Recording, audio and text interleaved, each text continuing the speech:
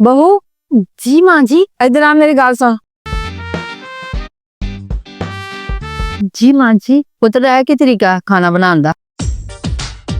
सालां च नमक ज्यादा, रोटियां भी कच्चियां न। तेरे माँ प्यो ने तेनू मौसम नहीं दसिया कोई? अरे नहीं माँ जी, सालन में नमक तो मैंने हसबे मामूल डाला है, और रोटियां वो भी मैंने सेक के भेजी हैं। उफ माँ जी, इतनी तेज मुझे भूख लगी हुई थी और ऐसा खाना मैं तो कभी भी ना खाऊं। क्या मुसीबत है, पूरी भूख ही मर गई है मेरी। तेरी नवी भाभी पता नहीं माँ को किस तरह का खाना बनाना सीख के आई। भाभी आपको खाना नहीं बनाना आता है क्या? और माँ, आपने भी उससे शादी से पहले नहीं पूछा होगा कि उसको खाना भी बनाना आता है कि नहीं? बस शादी करके उसको घर पे ले आए आप। ये बातें ना आपको शादी से पहले सोचनी चाहिए थी। अब खाएं ज्यादा नमक वाला सालन और कच्ची रोटियां। जा पुत्र आप ही जाके पका के खा ले, मेरी तो भूख ही मर गई।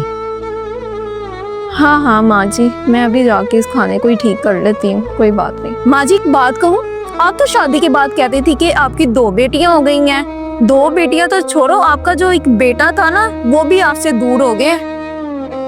सवेरा जैसा तुम सोच रही हो ऐसा बिल्कुल भी नहीं है। सही तो कह रही, कोई कोल फुर्सत नहीं साडे कोल बहन दी।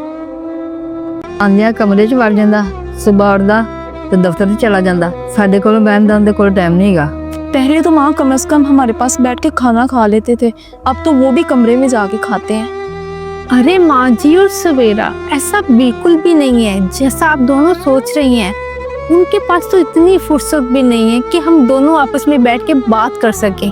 जब कमरे में बैठ के खाना खाते हैं तब हम 1-2 बात कर लेते हैं। चलो ये भी सही है।